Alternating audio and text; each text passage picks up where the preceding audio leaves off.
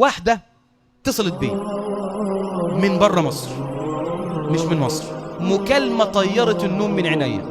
في البداية أخذت تبكي بكاء لو أن كافرا قلبه من حديد لانخلع قلبه من بكائها. قعدت تبكي ما بتقولش حاجة، عمالة تعيط. أنا أقول لها طب اهدي بس عشان أفهم في إيه، عايز بس أقول لها كلمتين يطمنوها، الله أعلم ما بها. المهم أخذت تبكي تبكي تبكي، ثم بعد ذلك لما هدأت قالت لي يا شيخ أحمد أنا متصلة بحضرتك وكنت مترددة كتير والله، بس أنا حاسة إن أنا هفارق الدنيا دي، فأنا اتصلت بيك عشان قبل ما فارق الدنيا تحكي قصتي على الملأ. أنا موافقة بكده، أنا عايزة كل واحدة من البنات تعتبر بقصتي. قلت لها خير. قالت لي يا شيخ أحمد أنا بكلمك دلوقتي وفي بطني جنين ومش متجوزة، حامل بس مش متجوزة.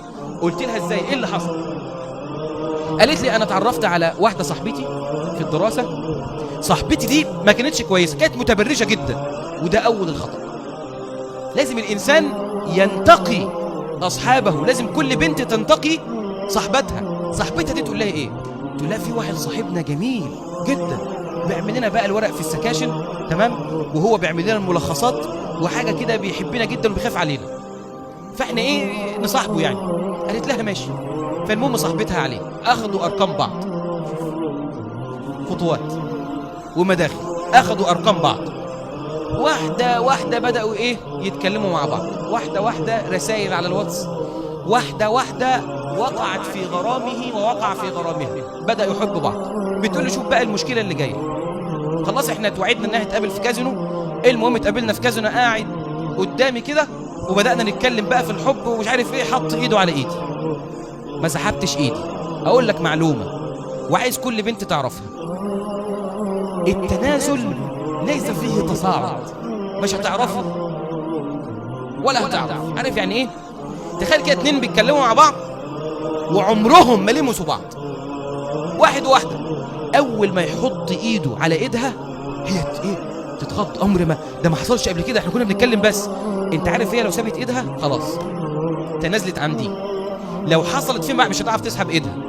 انت عارف فيما بعد لو مثلا حصل بينهم اي شيء بقى ايه خارج قبولات الى اخر ذلك، وجاي يمسك ايدها ما عادي، اسيب لك ايدي عادي، اصل دي حاجه بقت عاديه. التنازل ده مفيش فيه تصاعد، التنازل ده مفيش فيه تصاعد.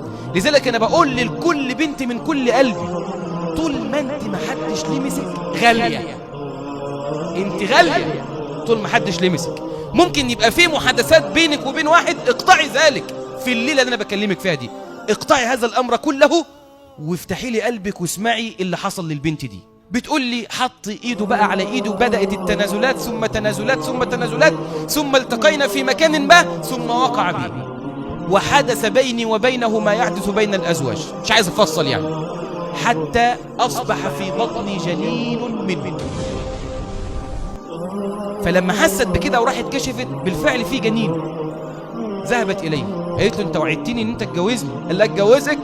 ده مستحيل، انا اصلا كنت ماشي معاك عشان الامر ده، خدته. قالت له انت بتحبنيش؟ لا مش بحبك، وانا وما ادراني ان ده ابني، زي ما انت عملت معاه عملت مع غيري. بتقول لي انا كنت في حاله لا يعلم بها الا الله. انا مش عايز اقول لكل بنت حط نفسك مكانها، بس انا عارف ان انت هتستشعري الالم اللي هي فيه. انت عارف البنت دي تعمل ايه؟ راحت واتصلت بايه؟ بصاحبتها، واذا بالمفاجاه. عرفت ايه؟ لما بقى قعدت تكلمها عرفت ان في كل مرة بتقابل الشاب صاحبتها بتقبض منه. بتقبض من مين؟ من كل مرة بتقابله شاب بيقوم ايه دافع لها فلوس، دافع للايه لصاحبتها اللي هي معرفاها عليه. الله اكبر. بتقول يا شيخ احمد خلاص انا هقعد مع والدتي ووالدي، خدت القرار وتحكي لهم. بتقول لي خلاص يعني قبل ما اروح احكي لهم، كانوا قاعدين مع بعض في اتصال، قبل ما اروح احكي لهم استعظمت الامر وحسيت ان هم ممكن يقتلوني. هي عايزه تحكي لهم على اللي حصل، فبتقول خلاص انا اروح لخالتي احكي لخالتي. بتقول بالفعل انا قلت لوالدتي انا رايح ازور خالتي، وراحت لخالتها وقعدت قدام خالتها وما عرفتش تحكي. بتقول لي برضه خالتها مهما كان امراه ممكن ما يبقاش عندها حسن تصرف مع احترامنا للنساء، اختارت خالها. شوف يا جماعه، شوف الشيطان بيعمل ايه معاها، عمال ايه يلففها ويوقعها وتروح هنا وتروح هنا. بتقول لي رحت لخالي، هو برضه مهما كان راجل وممكن يبقى عنده حسن تصرف، فقصصت عليه ما حدث وقلت له استحلفك بالله انا عايز اتخلص من الجنين ده بس مش عارفه اعمل ايه. بتقول خالي ضربني لغايه ان انا خلاص كدت ان انا اموت بين ايديه، فلما حس ان انا خلاص هموت بين ايديه توقف عن الضرب، وقال لها انا مستعد اخلصك من الجنين ده عند دكتور صاحبي بس بشرط. قالت له خير يا خالو. قال لها انام معك. اقسم بالله العظيم بتقول لي يا شيخ احمد انا كنت في حال لا يعلم به الا الله، وبالفعل وقع عليها خالها كالذئب كالذئب. بتقول لي اسودت الدنيا في عيني وهو يفعل ذلك. بعد ما الموضوع انتهى تقول خدني وداني الدكتور نزلت الجنين. كل شويه خالي يكلمني لو ما جاتيش هروح لامك وابوك واحكي لي، تقوم رايحه يقع بها كل شويه. بتقول لي مش عارفه افكر، خلاص حصل عندها شلل في التفكير. بتقول له قمت راجعه للشاب تاني. قلت لها ليه؟ قالت لي لعل ان هو اتجوزني، فرحت له بفكره بقى بايام الحب وانا مش عارف. المهم قال لها طيب انا مشتاق لك بصراحه، فوقع بها. بتقول لي انا بقيت عند الشاب ده، بحكي لكم باختصار والله، هي بتحكي لي وانا في بكاء وفي حال لا يعلم به الا الله. المهم بتقول لي انا بقيت عند الشاب ده وبقيت عند خالي، هنا شويه وهنا شويه. شوف الشيطان، انما استزلهم الشيطان ببعض ما كسب. لغايه بتقول لي وانا بكلمك الوقت، انا استغربت ان هي بتقول لي انا في بطن جنين. طب ما انت نزلت الجنين. بتقول لي انا بكلمك الوقت في بطن جنين تاني، انا مش عارفه ده ابن الشاب ولا ابن من خالي، انا مش عارفه ده ابن الشاب ولا ابن من خالي.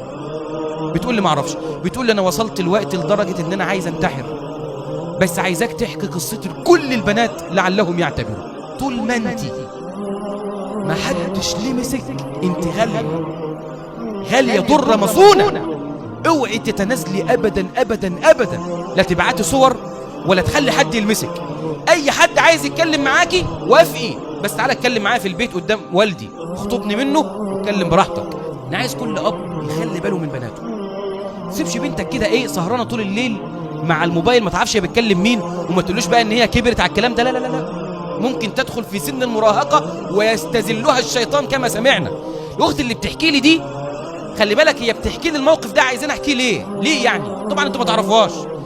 هي عايزه كل بنت تعتبر ولا تتألم نفس الألم الذي تألمته. اسال الله سبحانه وتعالى ان يتوب عليها. وانا رايي في المساله دي ايه؟ الحل في المساله دي ايه؟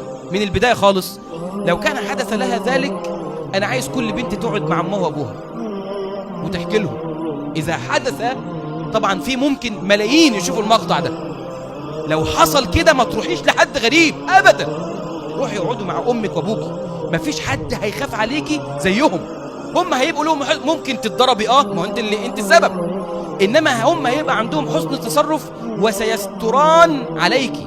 اسال الله سبحانه وتعالى ان يباعد بيننا وبين المعاصي كما بعد بين السماء والارض، واسال الله سبحانه وتعالى ان يعف بنات المسلمين. اللهم امين يا رب العالمين. بتقول لي انا وصلت الوقت لدرجه ان انا عايز انتحر، بس عايزاك تحكي قصتي لكل البنات لعلهم يعتبروا. لكن انا بقول لكل بنت من كل قلبي، طول ما انت ما حدش لمسك غاليه، انت غاليه.